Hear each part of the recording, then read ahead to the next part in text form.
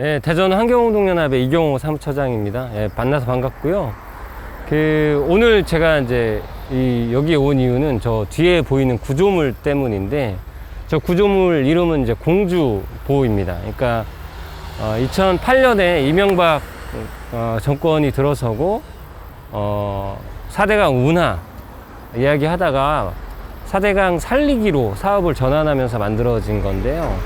한 2,300억 정도가 들어간 구조물이에요. 근데 보라고 하는 거는 이제 댐이랑 좀 다릅니다. 그러니까 여러분이 아는 대청댐이나 뭐 보령댐 이런 댐은 굉장히 큰 구조물을 얘기하는 거고, 보라고 하는 거는 같이 물을 이렇게 횡단해서 물을 막는 시설물인데 규모가 작은 시설물을 보라고 합니다. 근데 지금 보시는 공주보는 규모가 엄청 크죠.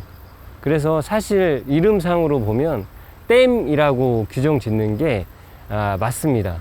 그러니까 다목적 댐은 아니고 그냥 물을 일부 가둘 수 있는 댐의 형태로 만들어진 구조물이다. 그리고 위에 보면 다리가 지나갑니다. 공도교라고 하는 다리고요.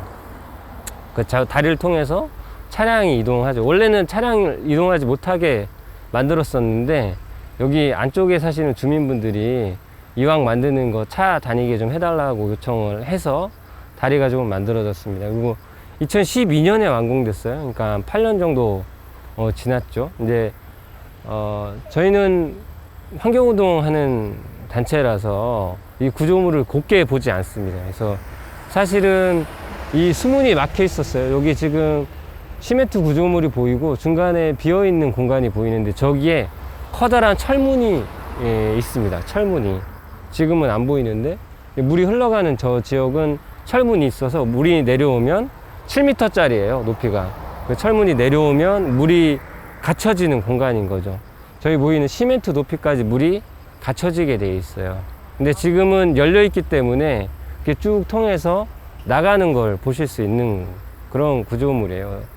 저 수문이 열린 건 2012년에 완공되고, 닫힌 이후에 2018년에 처음 수문이 열렸습니다. 그러니까 문재인 정권으로 들어서면서 수문이 열렸는데, 저 물을 어딘가에 쓰겠다라고 했는데, 실제 4대강 사업이 만들어지고 저 보가 만들어진 다음에 이 상류에서 사용하는 물의 양이 하나도 증가하지 않았어요. 그러니까 원래 쓰던 양을 그대로 씁니다. 지금도 그대로 쓸 수 있는 거예요. 그래서 이용에 대한 수요가 없고, 우선 기본적으로 하나는 저게 만들어지고 나서 기억하시나 모르겠지만 2012년에 물고기가 떼죽음 당했습니다.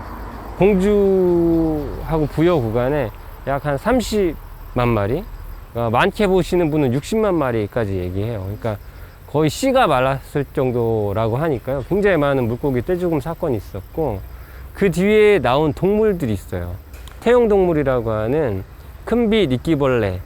언론 통해서 잘 관찰하신 분들은 기억하실 수도 있을 거예요. 그러니까 굉장히 이상한 생물체인데, 그게 창궐을 해서 강 바닥을 다 뒤덮습니다. 강 바닥을 이런 자갈이나 모래 이런 게 있어야 되는데 그 위를 피복해 버린 거예요. 그러니까 거기에 사는 생물들 있잖아요. 그 생물들이 살 수 없는 환경이 우선 1차적으로 좀 마련된 게 있었고, 그 다음에 나온 게 이제 녹조죠.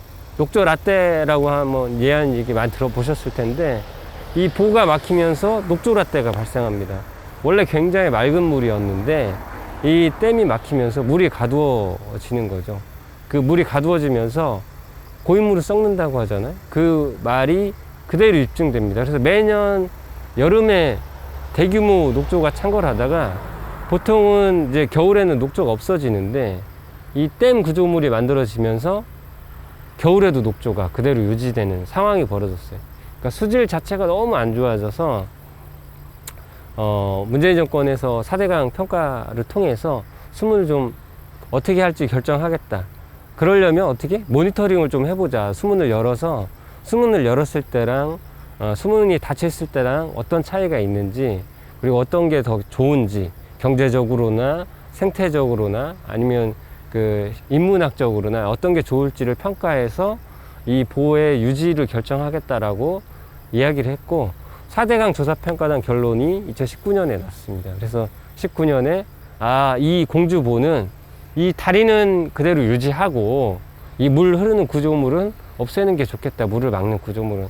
그런 결론이 지금 나 있는 상태예요. 그래서 어찌됐든 2,300억 정도가 들어간 구조물이 이렇게 바뀔 수 있는 변화되는 환경으로 바뀔 처지에 놓여 있는 거죠. 근데 아직 완벽하게 결정은 되진 않았습니다만 그렇게 유지가 되고 있는 구조물입니다.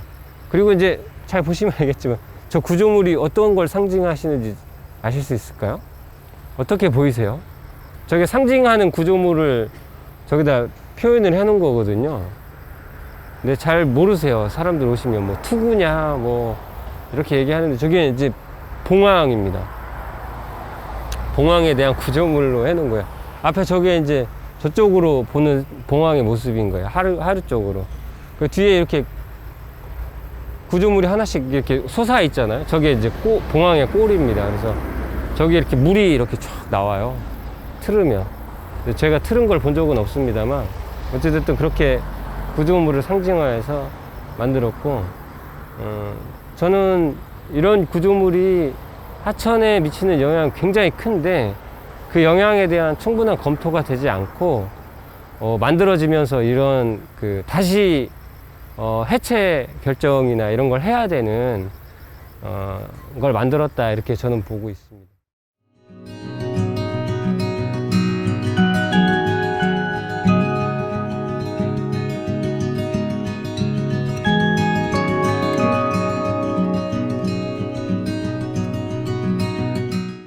보면 지금 물이 흘러가잖아요. 여기 띠 있고 저기 수문이 있습니다. 수문은 저쪽 건너편 가서 보시면 보이는데, 저기가 수문이 닫혔을 때는 저기 시멘트 구조물 높이까지 물이 차 있는 거죠. 차 있는 거예요. 지금 저 선이 어디냐면 저기 지금 보면 풀하고 약간의 경계 구조가 보이잖아요. 저쪽에 보면 저 풀이 있고 약간의 흙이 보이는 사면을 보시면 저 높이까지 물이 차는 겁니다. 원래는 물이 차서 저게 지금 빠져가지고 저 경계가 일어난 거예요. 그러면 이쪽이랑 이쪽이랑 안 통하게 막혀 있었던 거예요? 막혀 있었죠. 완전히 막혀 있었죠. 완전히 막혀 있었어요. 완전히 막혀 있었죠. 그래서 그 위에로 물이 일부 흐르게 되어 있었습니다. 최근에 또 4대강 사업 해가지고 홍수가 덜 났다 막 이런 얘기 하더라고요. 근데 그 전혀 사실 무근인 얘기입니다. 왜냐하면 아까 얘기한 대로 이건 횡단해서 물을 막는 구조물이거든요. 물을 막았는데 어떻게 홍수가 예방될 수 있겠어요? 그게 불가능한 일이에요. 그러니까 보는 홍수를 유발하는 시설입니다. 그래서 준설한 효과를 계속 얘기를 하는데 이 보가 있는 한 준설한 효과가 나타날 수가 없어요. 보시면 알겠지만 여기 앞에 모래 쌓여 있잖아요. 네. 구조물 앞에. 그러니까 저런 것들이 이렇게 시멘트 구조물이 있으면 그 안에 뭐 토사나 이런 게 쌓여서 물의 흐름을 방해하게 되거든요. 그래서 오히려 홍수를 유발하는 시설일 수밖에 없는데, 약간의 이제 호도하는 것들이 좀 발생을 하더라고요. 근데 정리는 좀 돼가는 것 같긴 한데, 그래서 4대강 사업으로 홍수가 예방되거나 이런 거는 좀 아니다, 이렇게 말씀드릴 수 있을 것 같아요. 이게 보가 만들어지면 가장 기본적으로 흐름이 방해되잖아요. 그래서 물고기의 종으로 움직일 수 있는 구조를 막습니다, 생물은. 그리고 하나는 금강 요 물 아까 보시면 수량이 지금 굉장히 많은 거예요, 비가 와서. 근데 금강의 평균 수심은 어느 정도였냐면 80cm였어요. 80cm. 그러니까 여기 뭐 허벅지 정도, 사람 허벅지 정도 오는 수심에서 살고 있는 거예요. 거기에 깊은 물도 있고 낮은 물도 있습니다, 반드시. 왜냐면 뭐 파여 나가는 공간도 있고 고이는 공간. 그래서 하천에서는 그런 공간을 소라고 해요. 무슨 소, 범용소 뭐 이렇게 해가지고 깊어서 물이 고이는 공간, 뭐 3m, 뭐 깊게는 뭐 몇십 미터까지 그렇게 하는 공간이 있고, 여울이라고 하는 공간이 있습니다. 물이 급하게 흘러서 물방울이 막 흘러가는. 그래서 하천은 여울하고 소가 이렇게 계속 반복되는 공간인데, 금강이 자연 상태로 유지됐을 때 여울하고 소가 계속 반복되면서 유지되는 평균 수심은 80cm였어요. 80cm. 거기에 살도록 이 모든 생물들이 적응을 해 놓은 거죠. 깊은 물도 있고 여울도 있고 고인 물도 있고 흐르는 물도 있는 그런 공간에 나누어서 공간들의 배치를 통해서 생태계가 유지되고 있었는데, 이거는 아까 얘기한 대로 7m짜리거든요. 이게 80cm이던 수심을 7m로, 그러니까 뭐 6m라고 얘기하잖아요. 평균 수심 6m. 근데 금강은 4.5m로 유지하게 되어 있어요. 평균 수심은. 그러니까 80cm던 거를 4.5m로 늘려놓은 거예요. 그러면 어떻게 돼요? 밑에 사는 생물들이 살 수가 없는 거죠. 기본적으로 우리나라는 잘 보시면 흐리잖아요. 물이. 탁도가 높습니다. 탁도가 높아서 물이 깊으면 햇빛이 들어가질 않아요. 그 다음에 뭐가? 공기가 들어가질 않습니다. 그래서 깊은 물에는 식생이 자리 잡질 못해요. 기본적으로. 그래서 그 생태계가 완전히 파괴된다라고 할 수 있어요. 그래서 원래 흐르던 물에 사는 물고기가 있고 고인물에 사는 물고기가 있는데, 이 강이 자연 상태로 유지되면 이 두 종이 같이 살 수 있는데, 이게 막히면서 어떻게? 고인물에만 사는 물고기들이 늘어나고 흐르는 물에 사는 물고기가 주는 거죠. 그리고 이 낮은 물에서 살던 뭐 조개라든지 저소생물 이런 애들이 심각하게 타격을 받는 거고요. 작은 습지에서 살던 양소파충류도 없어지는 거예요. 그 생태계 교란이 심각하게 일어난 게 만드는 것이 이런 대형 구조물이다, 이렇게 말씀드릴 수 있습니다.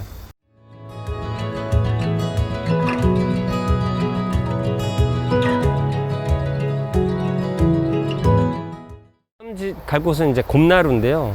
곰나루는 그 예전에 이제 나루터가 있던 곳입니다. 그러니까 배를 통해서 건너던 그런 곳이고, 이 금강의 유래가 되는 지역이에요. 왜 금강이 되었는지를 알 수 있는 그런 곳이니까 한번 가서 보시고 거기서 다시 설명을 좀 드릴 수 있으면 드리도록 하겠습니다.